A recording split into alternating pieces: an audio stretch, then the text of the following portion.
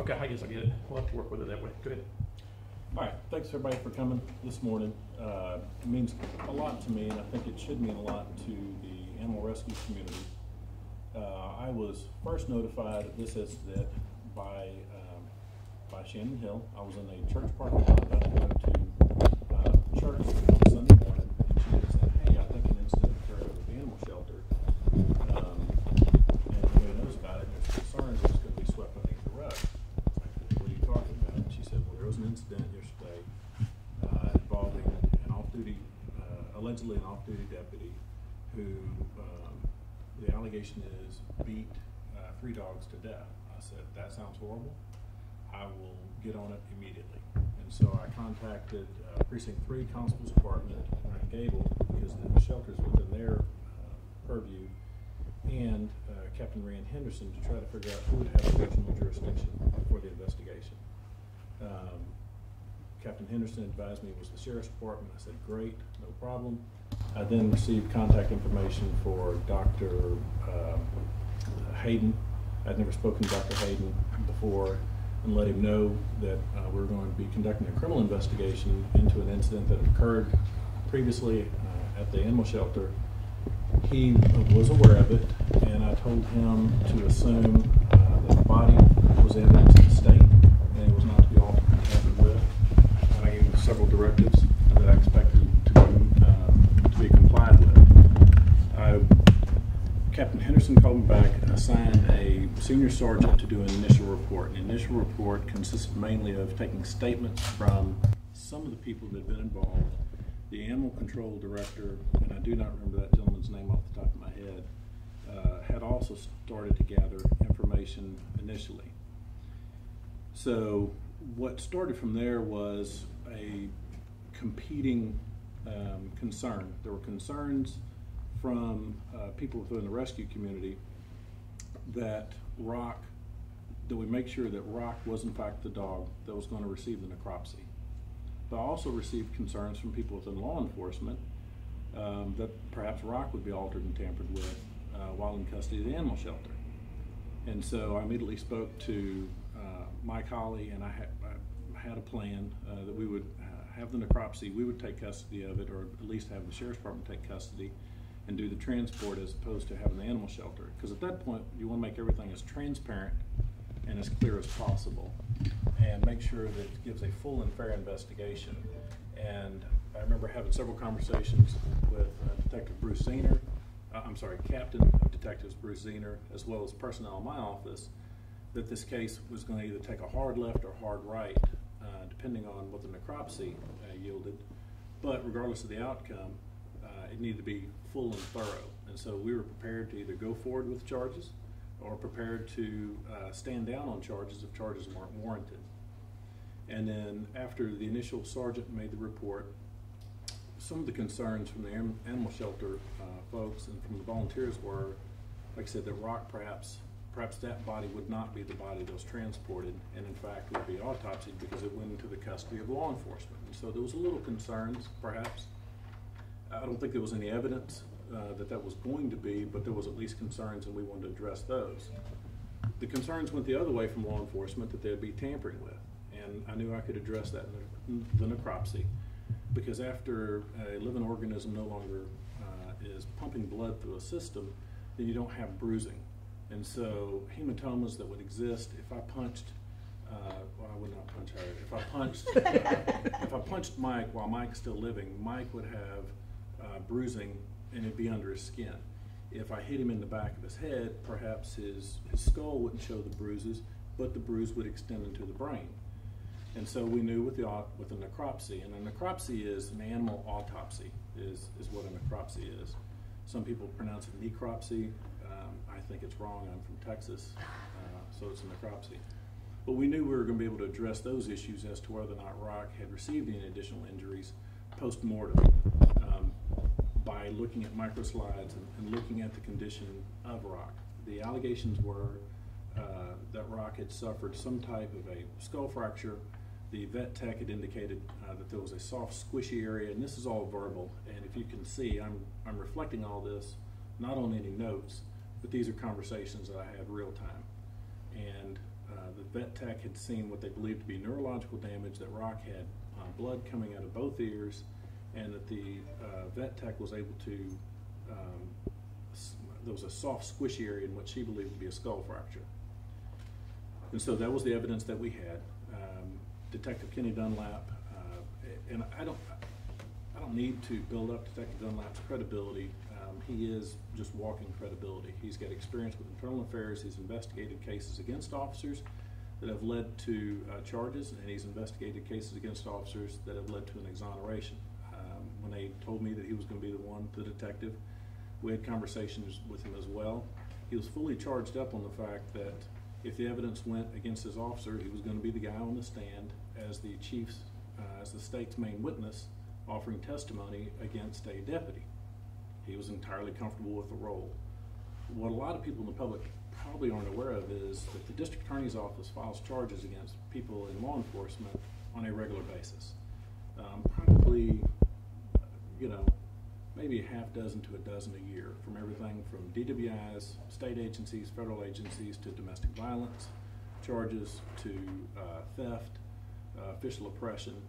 And so, we don't shirk from our duties. The thing that I've consistently said is a dirty cop is a smirch on all clean badges.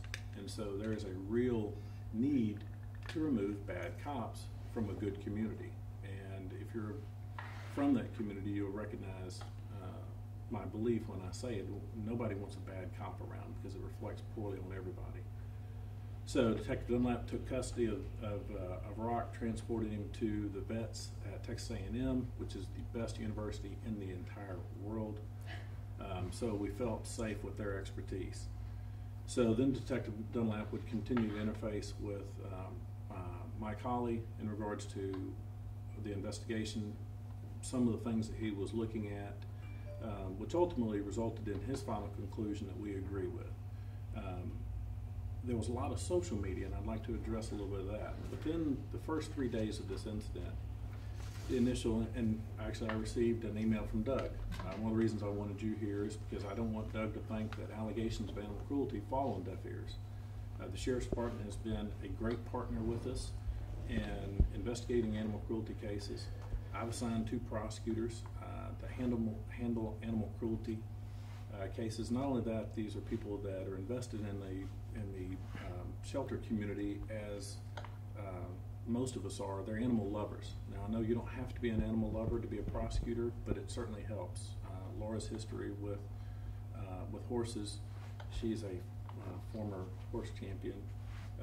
She's been heavily involved in the seizure of the 207 horses out there from Longmire, from Calico Farms, and then Mike Hawley has been steady at the helm the entire time. And I think several of y'all have already met Mike and his work. He's the chief prosecutor on the horse case. But the allegations from social media were that it was 3 dogs that were beaten by the deputy. We were able to identify the deputy fairly quickly, and in fact it is a Montgomery County Sheriff's deputy. I'm going to refrain from using his name because at the end of the investigation his name is cleared. And there's something about trying to remove the scarlet letter from somebody. One of the worst allegations that somebody can have is allegations of sexual assault of a child. And regardless if you did it or not, the allegation alone is damning. And so here, if you have an officer whose conduct is not charged, but also is entirely different than what the initial allegations were, and his name is part of the public information, but I would protect his name just like I protect anybody else's where charges don't stem from it. So the initial allegations were 3 dogs, and in fact Rock was the only dog that was struck by the deputy. The other 2 dogs were not. I received social media reports that Rock was docile, was nice and sweet, and in fact the witnesses indicate that Rock was the aggressor, at least within this occasion. What was the atmosphere in the shelter? 2 of the dogs were kenneled together, and they were in a pen. The shelter volunteers that were there that day, at least one that I can remember, had not been trained. The shelter volunteers are placed in a position to where their hearts are much greater than their training oftentimes, and so they're there on behalf of our community, doing God's work on behalf of the shelter because, as you know, they're invested in the community and the animal rescue mission and just the care for rescue animals. That doesn't mean that every position that they're put in, it's going to be successful. And sometimes they're put in positions where they're not going to succeed because of the atmosphere and because of the lack of training. And that's not a shot at them. It's just the nature of what was going on. There were not, so the other two dogs were also of at least half the size as Rock. Rock was 90 plus pounds. The other two dogs were in the 30 pound and 40 pound weight. And so you have a much larger dog. And in fact, the injuries that the other two dogs received, and I know that Shannon and I discussed that as well, they received puncture wounds. And those puncture wounds were from the dog fighting from Rock onto them. And the vet was also able to determine that the blood in the ears was from the bites from the dogs. So the dog, Rock, never sustained neurological damage. Obviously, he didn't have a crushed skull. We're going to release the necropsy. And this is extraordinary. I am a jealous, I don't want to say, I'm a jealous, I know the word I want to use, but I won't use it. Let's just say I hold on to state's evidence. And everything to do with the evidence case belongs to me in perpetuity. And so if there's a domestic violence fatality and involves you, I very well may let your husband bury you, but you still, your corpse would still belong to me for the evidence. And so we hold on to that type of evidence in perpetuity. And so the other allegations that continue to stem from social media turn out to be not founded in fact, but more, I believe, founded in concern for the community. Within that same period of 3 days, I had received additional allegations that we began to investigate. And so on Sunday, it was the killing of 3 dogs by an off-duty deputy. And the next day, it was a puppy had gotten killed at the shelter. And the next day, it was that the shelter had run out of food. And I volunteered to supply a pallet of food in the same way that we did with Calico Farms. And so I began to deploy investigations into those. And it turned out that the puppy was not dead. It also turned out that the shelter was not out of food. And so I understand the mission of the social warriors, the care and concern for the shelter. But within that same period of time, and herein begins the lecture, had a 4-person fatality on 3083 where 4 people were struck head on and killed. And I'm taking resources away from that investigation because now I'm personally involved in this animal cruelty investigation. Because I know when I get involved that I can bring the resources to bear. And the sheriff was personally involved because I was personally involved. And it mattered to him because it mattered to me. And so we're bringing a detective who would otherwise be investigating homicides or property crimes or what have you. On that Friday, we had a 3-person fatality in 105. And we had an elderly lady and her nephew that were run over by an 18-wheeler intoxicated driver. And that 18-wheeler continued on and killed another driver. And if you don't believe in miracles, if you don't believe in angels, then go out there and look at the Cadillac and see where the child was. And the child was the only one who didn't die in that accident. And yet I'm involved with that investigation as I'm involved with this one.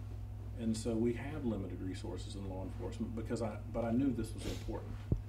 The investigation in this is what I would call a murder book. This is the size of a case that we typically get on a murder.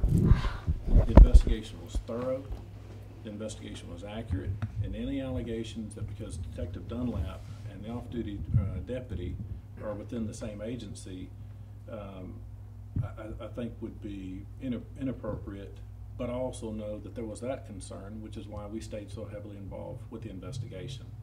And so, not only that, the detective continued on in his investigation and found some things that were unknown to all of us. And so, there are no charges against the deputy. The dog was struck one time, and as I've told Catherine, it's very clear that Rock's cause of death was euthanization, period, and not injury that he received from the deputy. Now Mike and Laura have a PowerPoint. We have the deputy here, the detective, I'm sorry, here, But I wanted to be as transparent as possible, because what is important to the animal community is important to me, because it's important to all of our community. But also need to have people keep in perspective that the allegation was it was going to be swept underneath the rug because it involved a deputy. And having done this for the last 20 years, what you have to know is if it involves a peace officer, it's going to get more scrutiny than any other type of a case. You also have to know that more resources are going to be spent on it because it does involve a deputy. Now think about this. Had we charged the deputy, do you think I would want to go forward on a slipshod investigation? No, because if I charge a deputy, I want to convict a deputy. And that's why you don't pull your punches when it comes to people in law enforcement when you're investigating. And so it is thorough. I think that you'll see the thoroughness of it. But I don't want the social warriors to quit their mission, because so much of this information does come to us from obtuse angles and from an asymmetrical reporting method. And I think that that's healthy. But just because social media says it so doesn't necessarily always make it so. And for us to do a review like this is more than that I would typically do, but the allegations were severe. Because it involves an officer, I thought that it was important for the entire community to see, because nobody's going to walk away from the social media side. Leave it to us to figure out what is the truth and what's not the truth. And when Doug sends me an email that says, "Brett, I can't believe that 3 dogs got beaten," I want to be able to respond with credibility and say, "Doug, it may not be what you think it is, but I will certainly take a look at it." And then, so that's kind of where we are. And I'm going to allow them to take it over. And if y'all have any questions afterwards, there's nothing off limits. I won't reveal the deputy's name, but it is a matter of public record. I know he's done an interview. The role of the DA is to determine whether or not charges are going to be filed. And if charges aren't filed, then it's inappropriate for me to be naming names, type of a deal. So we will release the necropsy to the public. I think that that's important for them to see. But the offense report, once again, my role as the DA is I wouldn't release it for any purposes, and I'm not going to get into the practice of releasing offense reports, particularly when a person has not been charged with a crime. And so that's just our practice. But there'll be generous excerpts taken from the report. Okay? All right, good morning, everyone. You've heard some introductions. Just very quickly, my name is Mike Holly. I'm the Chief of Mystery Division. I'm also Chief of the Animal Cruelty Section. I've been an attorney about 17 years. I'm going on 5 years here at the DA's office. Laura Sobrowski, Brett's already told you quite a bit about her, and she is my partner in the Animal Cruelty Division. We've prosecuted a number of cases together and have been great help. Detective Dunlap back here has 28 years with Montgomery County Sheriff's Office. At one point was in charge of internal affairs, left to go to the private sector for a while and returned as a detective, as you know, and his supervisor, Lieutenant Franklin, who I work with very closely on animal cruelty cases, is here as well. So I'd like to go through and give you kind of overview of the facts. There are a few photos here that might be a little disturbing, and I will try to give you some indications, and a number of you have indicated you'd like to know when that's coming up. I'll try to watch out for that. There are 3 primary witnesses to this, and I'm introducing them to you not by name for the reasons that Brett specified a moment ago, but essentially we have a mother, 48 years old, and her daughter, who's 14, and they volunteered at the animal shelter. Their first time at the animal shelter was in February of 2016. They'd done some orientation, but they didn't actually get to volunteer that day. They came back on April 16th to volunteer. And the daughter has a friend who's 15. Now, the daughter hasn't had the orientation, but she intends to do that on the 16th. She goes there for the training, but the training is canceled. So the 3 ladies end up walking some dogs, come back, there's not much to do, and they're offered an opportunity to walk some more dogs. And there's 3 dogs that are really at issue in this case. Rock is a Pit Bull Mastiff mix. He's about 93 pounds. He is kenneled with another dog, Chewy, who's described as a lab mix. And then another dog, a third dog, is Pumpkin, who's 37 pounds, also described as a lab mix. And again, those dogs aren't kenneled together. That'll be relevant in just a moment as to why that matters. The ladies are at the shelter. You know the shelter north of 242. I'm going to kind of turn that so you can see that there are 3 pens north of the shelter. Pen 1 is for small dogs. It's got grass in it. Pen 2, where all of our events occur, a little larger. And then Pen 3 is for large dogs. Here's a photo of Pen 2. You can see there's a bench back in the corner. There's another photo going into Pen 3, the larger pen. In the back right corner of Pen 2 is what you'll see is the water hose, and there's also this bench here as a frame of reference.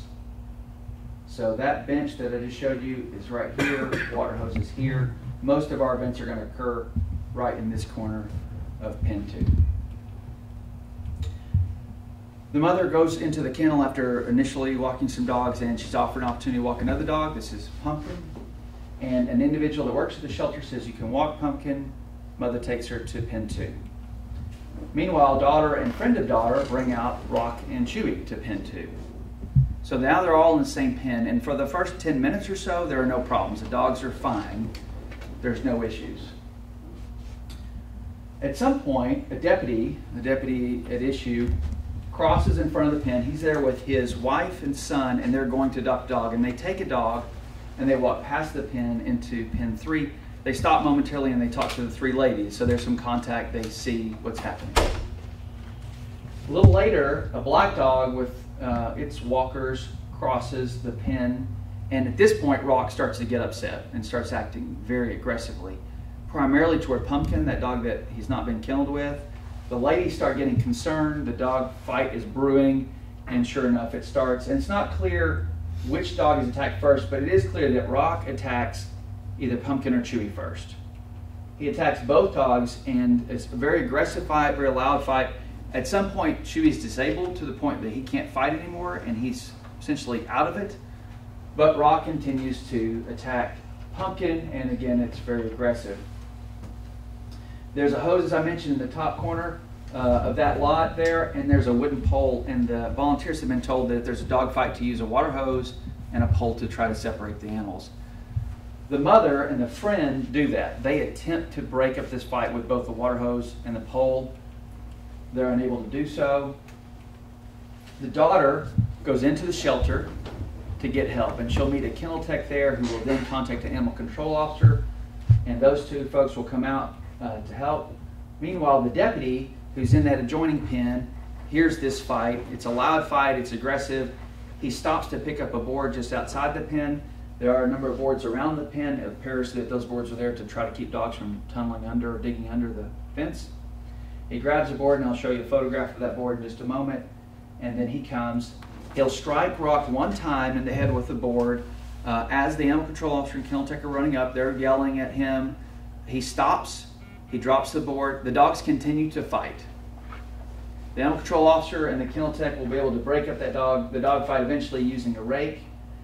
I'm now going to show you a photo of Pumpkin. So if you want to look away, it's not particularly egregious, but there's a photo of Pumpkin, and Pumpkin was bleeding heavily when she was treated, but has recovered. Here's a picture of Chewy, and it's a little difficult to tell on Chewy. Might go back. The injuries are on the forefront.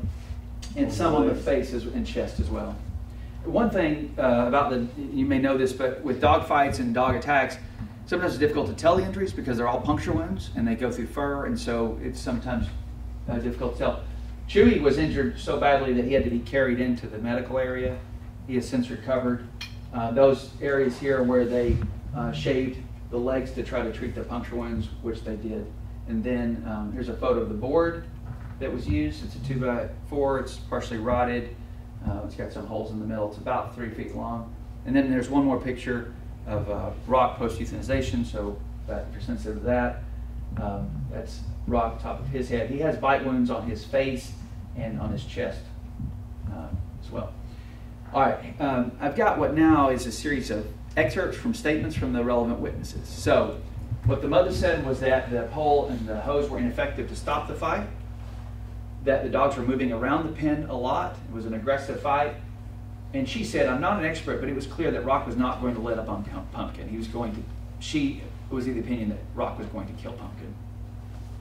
She said the dogs did not turn on us, meaning the friend and herself, and that the man came to help.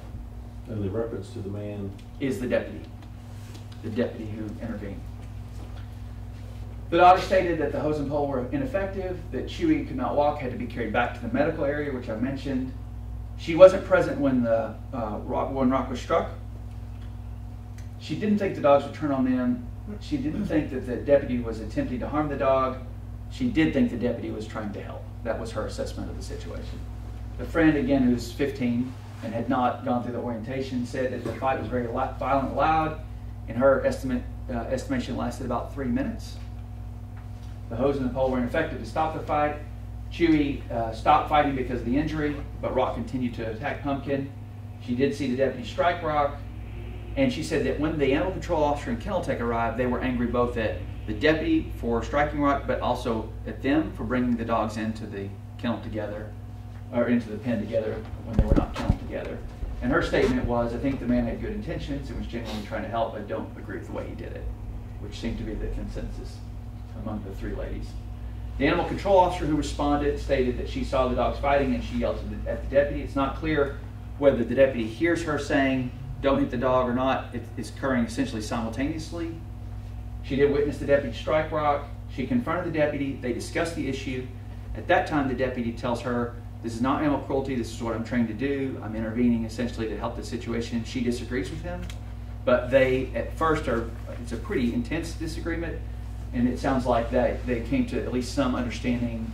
Tensions were eased a little bit. When she learned the deputy was there to adopt a dog, she didn't ask him to leave the premises. And the deputy did, in fact, adopt a dog that day and has a dog, as far as I know, to this day.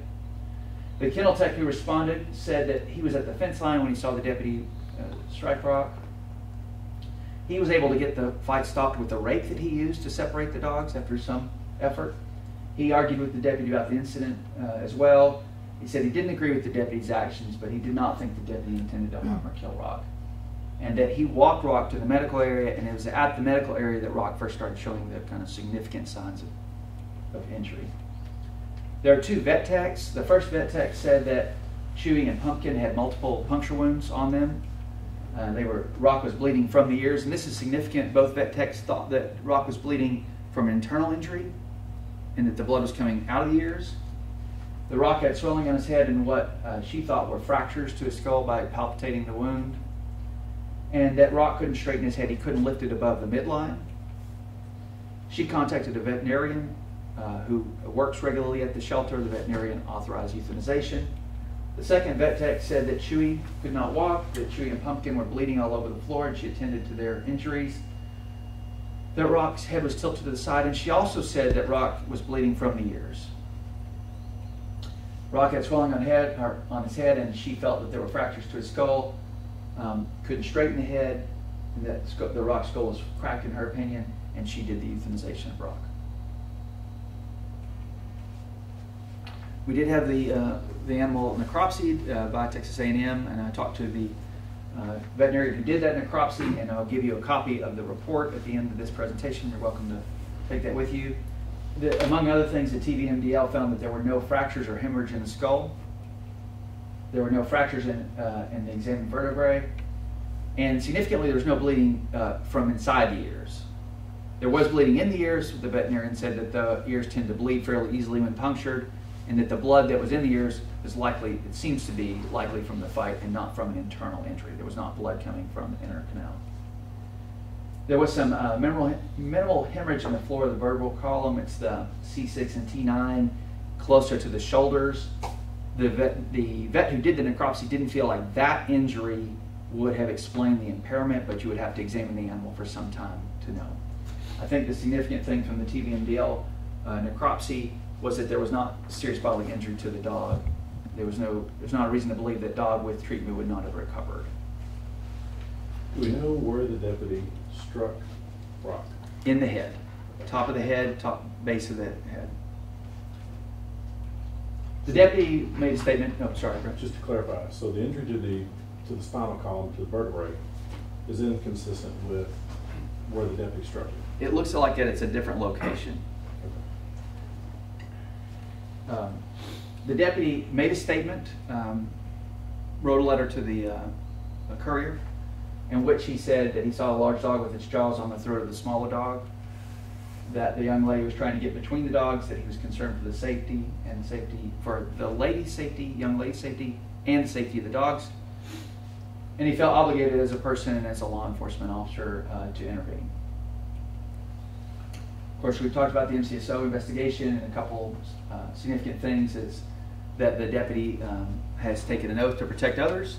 And in a sense, there's not an off-duty law enforcement in that regard, that a deputy who witnesses something occurring, danger to life or property, will act to intervene.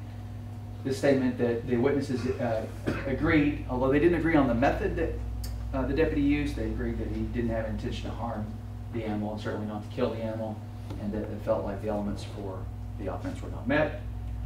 Brett's already told you we retain sole discretion to charge or refuse charges, and so we're not obligated to necessarily follow that recommendation, but in this case we agree with that recommendation. I'd like to talk to you about the animal cruelty statute briefly. This is an excerpt from 42092, which is the relevant Texas Penal Code addressing cruelty to non-livestock animals.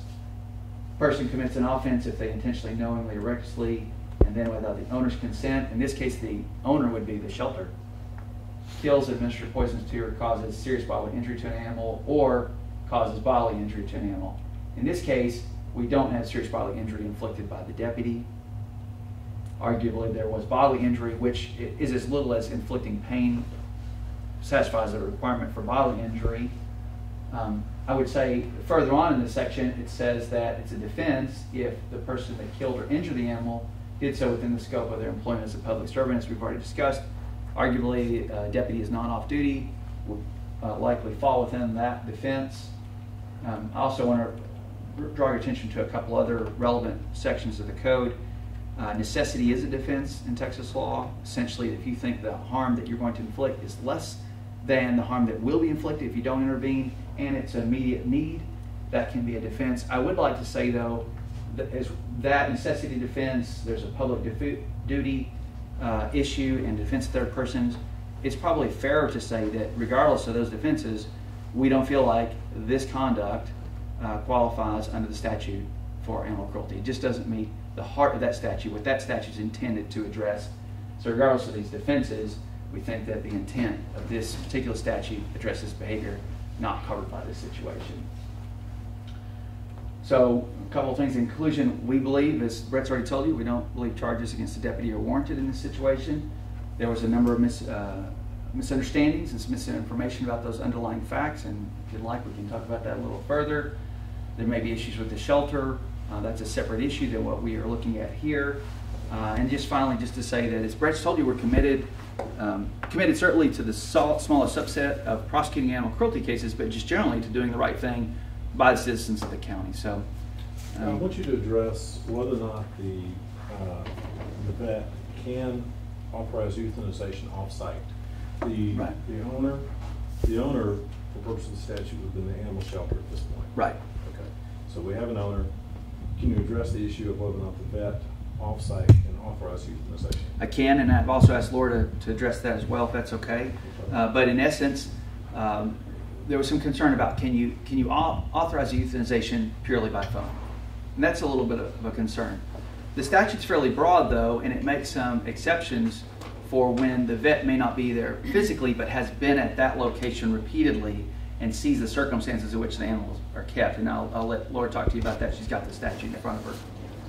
So while a veterinarian and client-patient relationship may not be established solely over the phone, the statute does allow for a veterinarian-client relationship to be established if that veterinarian has made frequent visits to the premises where the animal has been kept. And that is what happened here. Dr. Hayden had been to the Montgomery County Animal Shelter on numerous occasions and had treated those animals. So that veterinarian-client relationship had already been established by virtue of those visits. Dr. Cobb was, I think, Crabtree. Dr. Crabtree. Crab, sorry. Dr. Crab. Yeah, it's one of those things. sort of the scene. Right. So that phone call from the vet tech to the veterinarian, and based on what that vet tech did describe to the veterinarian, the vet's authorization of the euthanization was appropriate. Okay. Any other questions?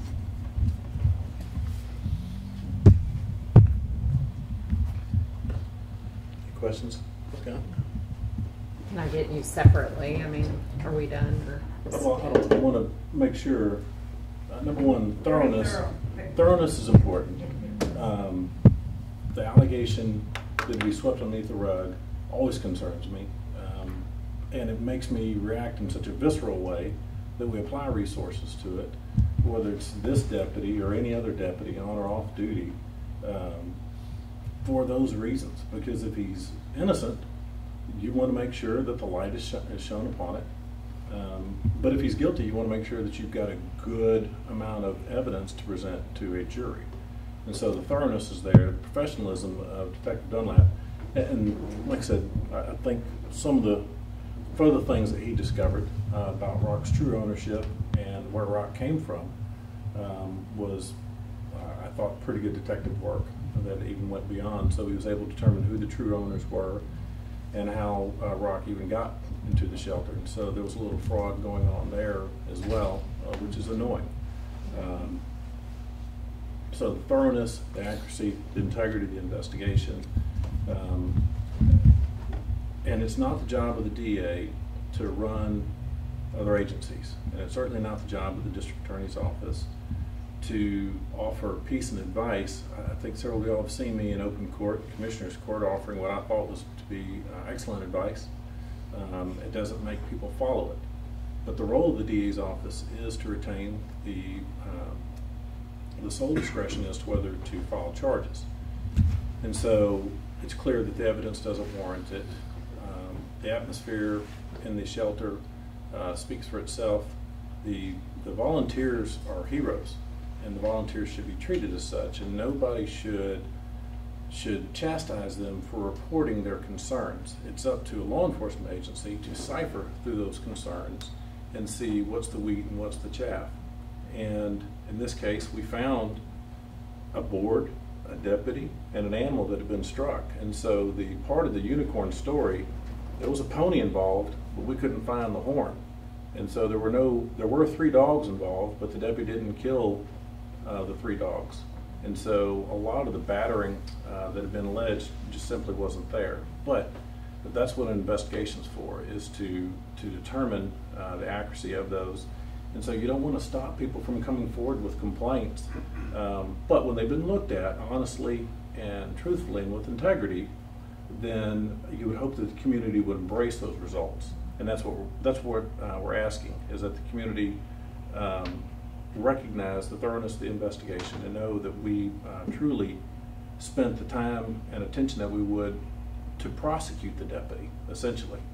But in this case, the investigation ends up being, just shy of an exoneration. He committed the conduct. He struck the dog.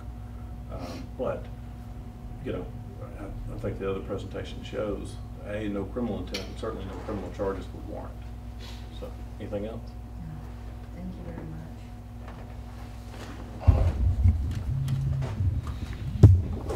much. Did y'all have anything to add to it? No, spot on. Okay. Anything? This is Detective Dunlap. Okay. Thank y'all. Thank y'all for coming. Okay, first of all, your name?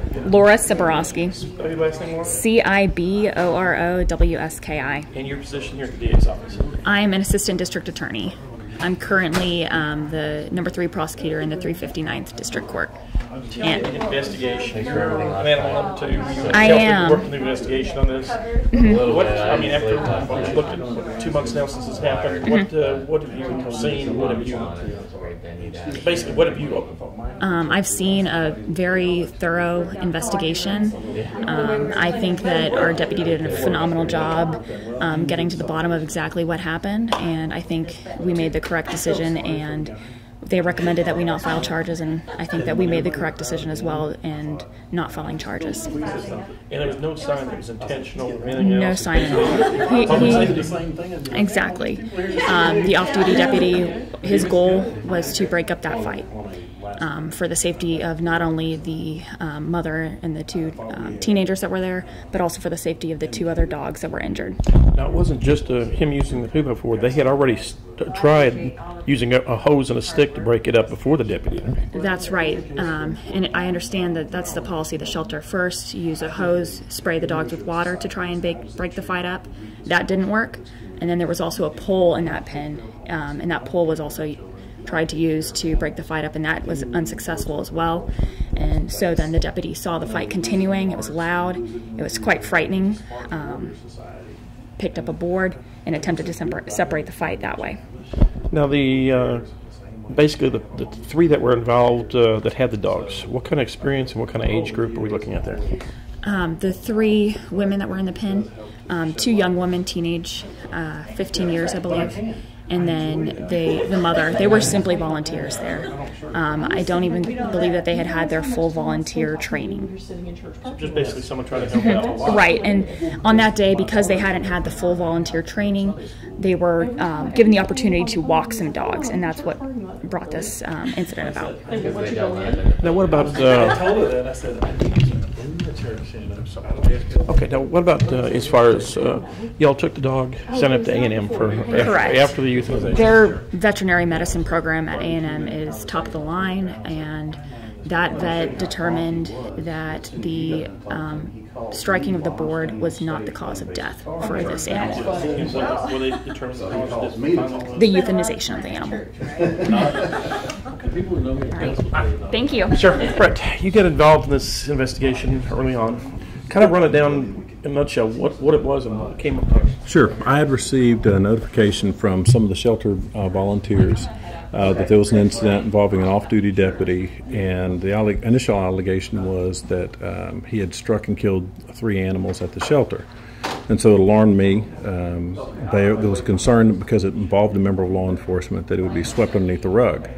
And anybody who knows anything about public integrity or investigations is that's something that you want to jump on immediately. You want to capture as much evidence as you can because the incident had occurred the day before. And so a lot of evidence is perishable. It's within a few hours or a few minutes or whatever, witness statements, physical evidence. So I talked to the appropriate law enforcement jurisdiction, went out there, had to make an initial report. The DA's office took charge, commandeered the body of at least one of the animals to make sure that it hadn't been altered or tampered with. And so we were going to hold on to it as part of the investigation. The Sheriff's Department eventually referred it to a detective who did an investigation, spoke to all the witnesses. It was incredibly thorough, and as you can see from the presentation we made today, we had the animal who was killed, or was involved in the incident, sent to Texas A&M University for the necropsy, which is an animal autopsy, essentially, to determine if any injuries received were consistent with the allegations. And the allegations were that the deputy had crushed the dog's skull and had beaten the other 2 dogs.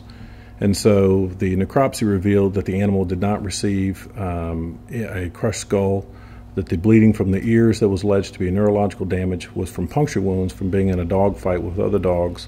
And the only injury that the euthanized dog did receive was on the spinal column behind the shoulders, which is not where he was struck. The vets believe that that was from part of the fight. The fight was vicious between this 97-pound Mastiff mix with 2 other smaller dogs. So you have the 95-pound Rock and a 40-pound dog and about a 35-pound dog. And so the deputy hears the fight. There's several civilians that are out there in vet techs. And so it's unimpeached or unchallenged the fact that the deputy went over there and struck the dog. Everybody agrees that were there that the deputy struck the dog one time on the head. Autopsy revealed no damage to the head, no fractures, and no bruising to the brain. And not to go into the details of a necropsy, but those would be apparent both scientifically, medically, and through observation. And so, but Rock, based upon a vet tech's very earnest representations that they believe that Rock had received a crushed skull as well as bleeding from the ears, indicating neurological damage, a veterinarian authorized euthanization.